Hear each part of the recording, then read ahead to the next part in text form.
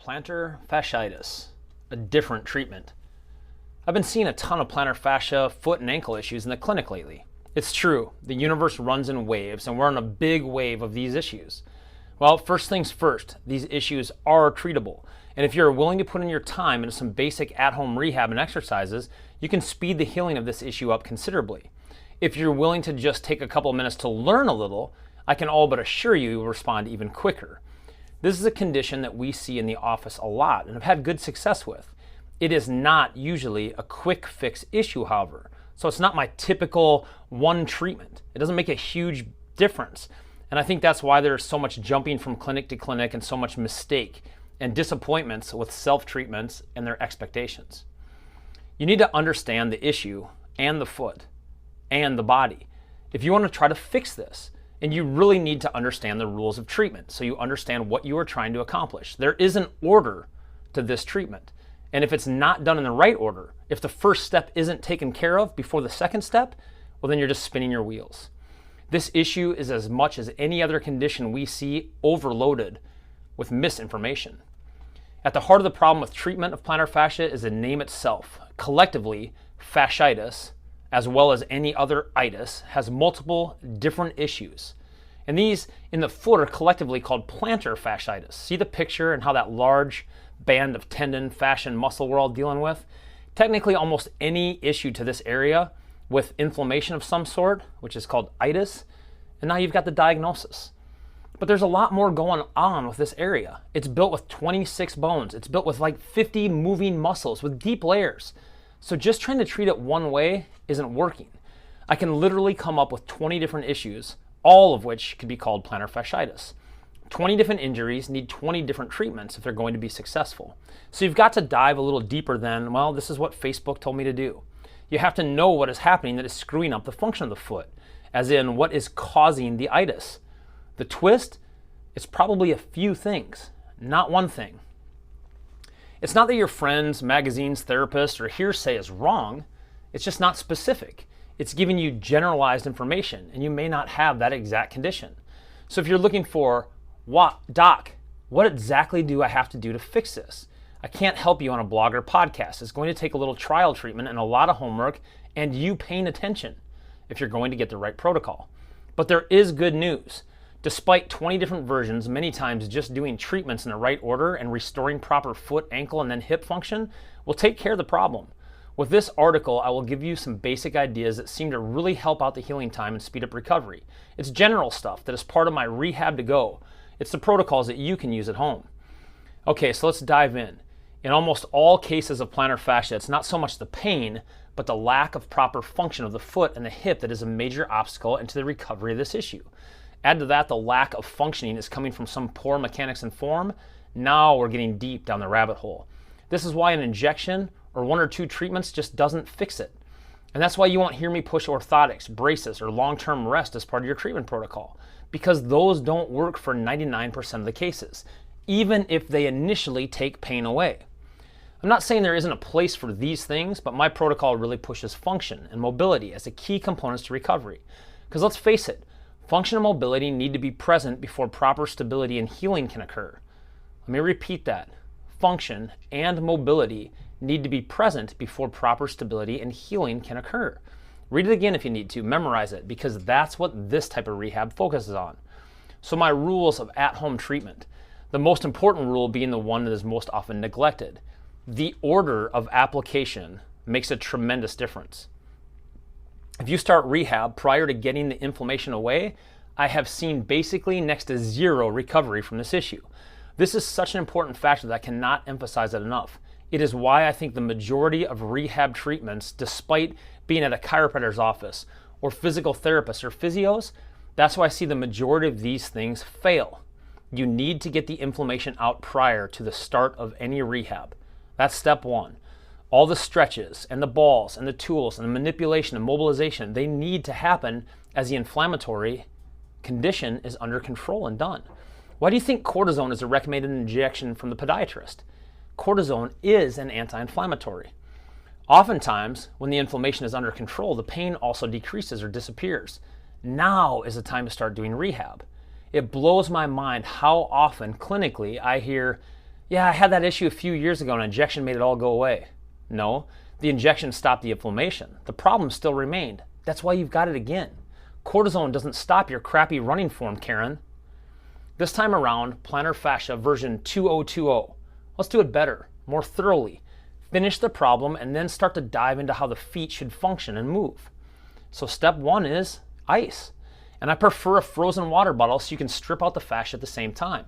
This needs to be done daily and keep it working until it's numb, usually 8 to 10 minutes. Work the fascia out with the ridges and contours of the bottle. On the blog, you can see a little bottle that I use. You'll get this stage, and you might not need to do this, but you really can't go wrong here. If the foot is inflamed, you need to put the fire out. If the foot's not inflamed, the proprioception, the sensation that you are creating in that foot, is a huge step. The foot is supposed to be a sensor prior to anything else. Step two, and this is about shoe wear. Number one, don't use flip-flops while there's pain. Look, flip-flops aren't great, period. They make your big toe move incorrectly and then the foot is all screwed up. I get it though. They're easy and practical and a common part of our days. I mean, I live in South Texas. Everyone uses flip-flops. People just won't give them up.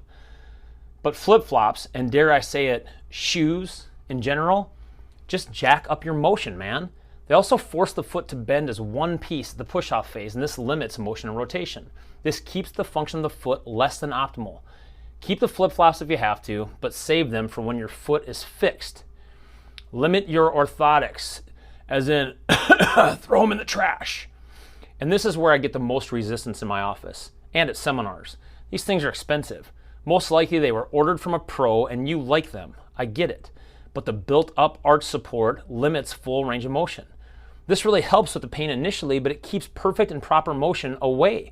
And that's vital while trying to fix the issue. It's vital to human movement. It's the same reason I'm not a huge fan of slings and braces. I want motion.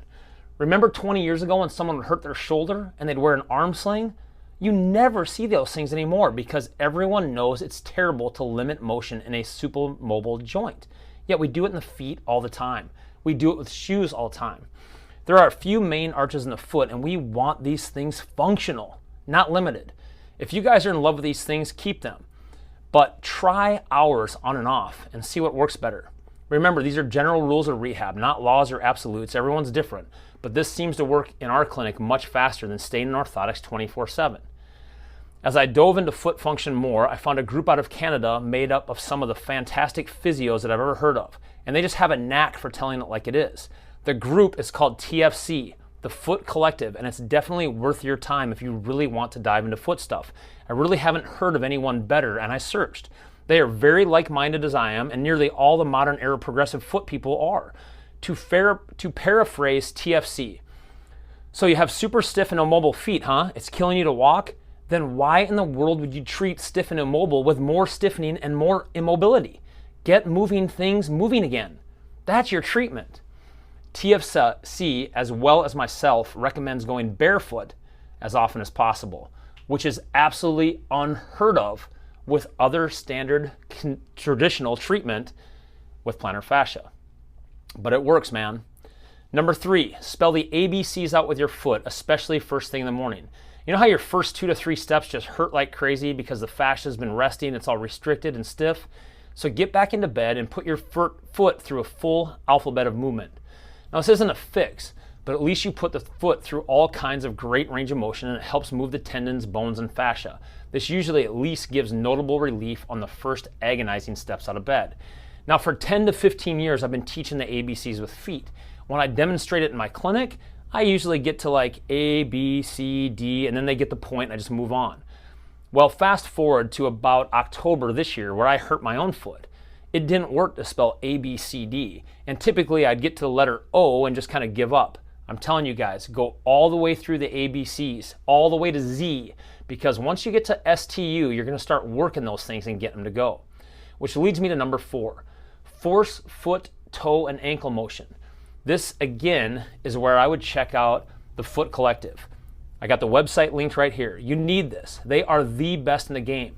So you're going to wiggle your toes. You're going to make a foot fist with your fingers and your toes. Rotate through the ankle, not around it, etc. Force this motion back. Now, I differ just a little bit on TFC with the use of balls. They like to use lacrosse balls, which is kind of standard treatment, and kind of go back and forth.